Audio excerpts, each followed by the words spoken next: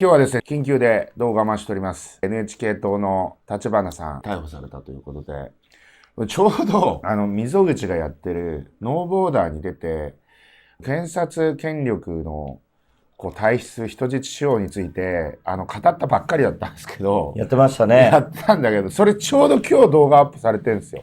その時に、まさにその典型的な、人質司法的な、あと、推定無罪なのに推定有罪にしてしまう、逮捕されたら有罪、逮捕されたら犯罪者みたいなのが、まさにその立花隆さんに行われている。で、立花さんの言動自体で、竹内さんっていう元県議の方の名誉毀損容疑については、僕も正直よくわかりません。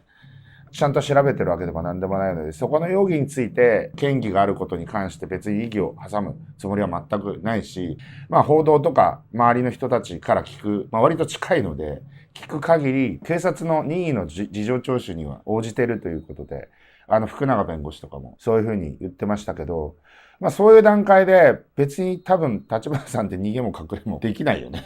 はい。あんなのどっかいたら絶対わかるし、証拠隠しとかするタイプの人じゃないし、だから、大体基本的には逮捕っていうのは逃亡したり、証拠隠滅をしたり、口裏合わせをしたり、そういうことを防止するためにやるんですけど、それどれもやらないみたいな。ある人は落ち武者狩りって言ってましたけど、しかも逮捕したら兵庫県警なんでね。しかも堺市で逮捕してるっていうね。だから僕も詳しくはよくわかんないですけど、僕の記憶は確かにこの竹内県議も派手に斉藤知事を追及したり、ありもしないことを相当言ってたから、その分立花さんがやったってイメージなんですよ。結構連日叩かれてたのに、斉藤知事なんか悪いことあったのって話じゃないですか。だから立花さんがその竹内県議とか一体の人たちを、お前ら本当に証拠あんのかって、お前ら言うんだから、お前らも言われる覚悟あるよなみたいな、そういうことなんですよ。それはもちろんなくなってしまったことは残念なんですけど、相当竹内県議も言ってたんだと思いますよ。なるほどね。それであんな過激な言動になってたんだ。それで逮捕。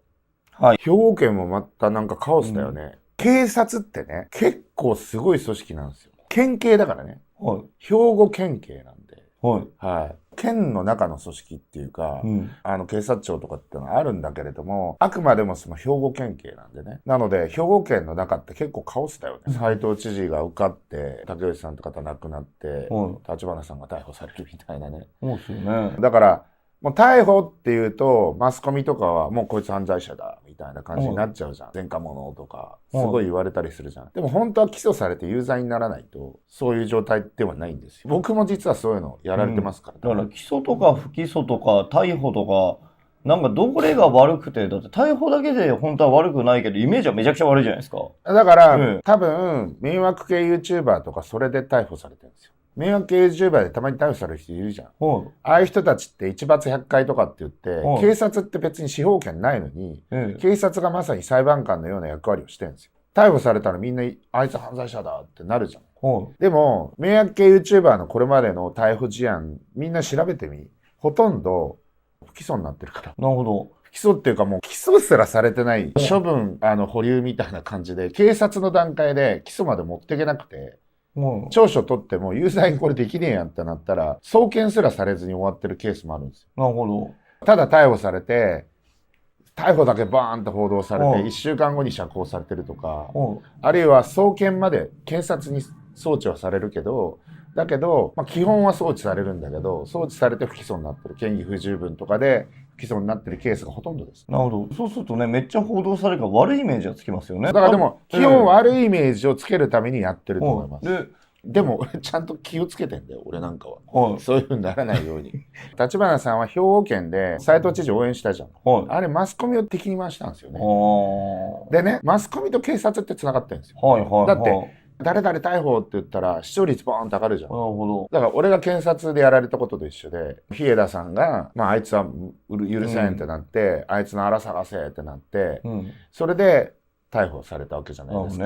20年前の事件とかも1年半ぐらいマスコミウハウハでしたから。なるほどね。俺のおかげでインプがかかって。いや、僕も斉藤知事が連日叩かれてる姿を見て、そんな悪いと。結構これ予算カットとかして、その財源を生み出すために頑張って、それで叩かれてるだけなんじゃないのって思って、改革をしてるからなんじゃないのと思って、これ実際悪くないんじゃないんですかって立花さんと話して、立花さんに資金提供して、オールドメディアって本当に合ってるのっていうことを問題提起したから、次僕来ますね、これ。いやいや、大丈夫かな、これ。大丈夫。林さんはね、俺、林さんの言動はちゃんと見てるから、全然大丈夫。僕平気。うん。俺はね、やばい人には警告してるから。あ、そうか。立花さんやばいですよ。あ、確かに。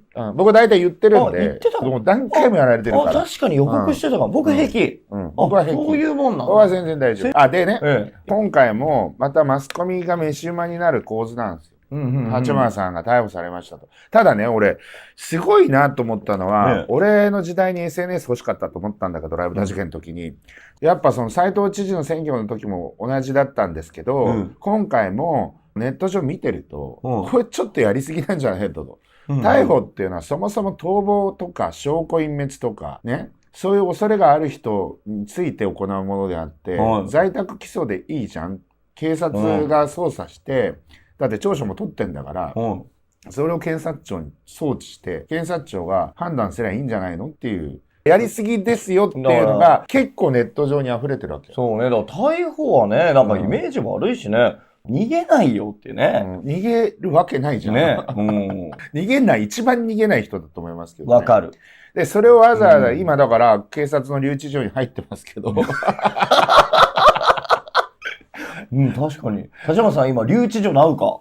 大変だな、ほら。留置場結構狭いし、雑居なんですよ。立花さん話好きだから多分そういう人たちの話をまたネタにしてると思いますけどね。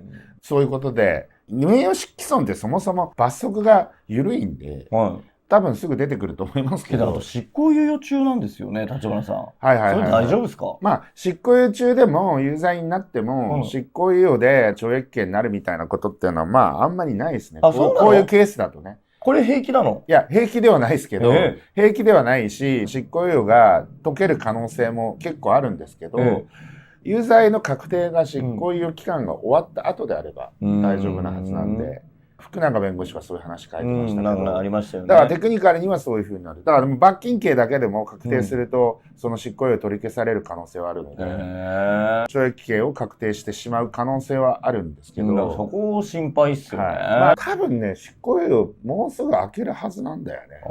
とりあえず、おそらく罰金刑とかもちろん送検されて略式命令で罰金とかっていうのが大体名誉毀損のパターンなんですけど、それは多分やらずに裁判に、もし起訴されたら裁判持っていかれるし、まあ今回の案件で起訴されんのかな。起訴の確率も僕は半分半分ぐらいだと思ってますけどね。はい。